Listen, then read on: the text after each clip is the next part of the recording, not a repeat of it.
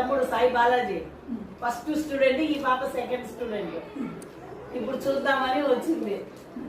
అసలు గుర్తుకుందా నీకు? మన ఇద్దరమే కూర్చుంటా అండి, నీ తమ్ముడు నువ్వు నేను సమాధి రోడ్డు పైన ఒక్క నెల వరకు మన ముగ్గురమే. దాని తర్వాత వాసు సార్ ఉండే. ఇంకా మళ్ళీ దాని తర్వాత స్టూడెంట్స్ అంతా పెరుగుతా వచ్చినారు. మేమిద్దరమే 3 నెలలే, ఒక నెల మేము ముగ్గురమే ఉన్నాము క్లాస్. వాళ్ళిద్దరు, మీ తమ్ముడు. ఇప్పుడు మీ తమ్ముడు ఏం చేస్తాడు? ఆయన కాగ్నిజెంట్ లో జాబ్ చేస్తాడు, సాఫ్ట్వేర్. నువ్వు ఇప్పుడు టీచర్ గా ఉన్నావు. ఓకే, ఇద్దరు పిల్లలు. వాళ్ళని చూపించింది. లోపలికి రండి. నీ పేరు? మా స్కూల్కి వచ్చేసి. మీరు ఎక్కడ బెంగళూరులోనే ఉంటారా? గడ్బలాపూర్, అక్కడ సాందీపాని ఇంటర్నేషనల్ స్కూల్.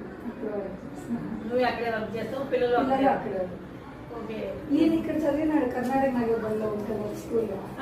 హాస్టల్ కేసు అక్కడ హాస్టల్ లేదు కదా సార్. వాళ్ళ ఇంట్లోనే పెట్టుకొని చూసుకున్నారు వాళ్ళు.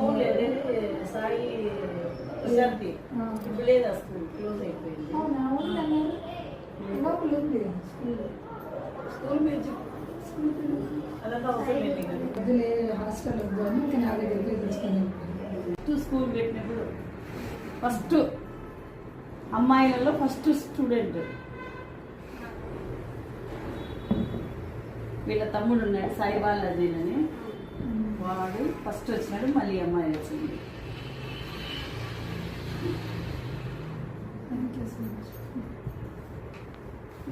తీసుకోరా. వీళ్ళ నాన్న అమ్మ ఇద్దరు కూడా చనిపోయినారంట. గుట్టు మీద ఉండాలి. 9 కూడా కాదు, 7:30కే. వీళ్ళని అందుకే ఇట్లే పిలుచుకొని వచ్చిన, చూపించుకోవాలని వచ్చినాయి. సమాధి రోడ్డు నుంచి చిత్రావతి రోడ్డు ఇట్లా వచ్చినాం మేము. సమాధి రోడ్డు ఇట్లా కదా, అక్కడ పోలేదు. హాస్పిటల్ నుంచి వీళ్ళ ఎదురు పార్క్ పెట్టినారు కదా కొత్తగా. అవును, హాస్పిటల్లో మీరు చూసినారా? ఆధార్ కార్డు అంతా తీయదు. నువ్వేం చెప్పవా? చెప్పండి. ఓకే, అందరికీ నమస్తే. ఈ సాయి కృప నా మొదటి స్టూడెంట్ అమ్మాయిలలో. 2002లో మేము స్కూల్ పెట్టినప్పుడు.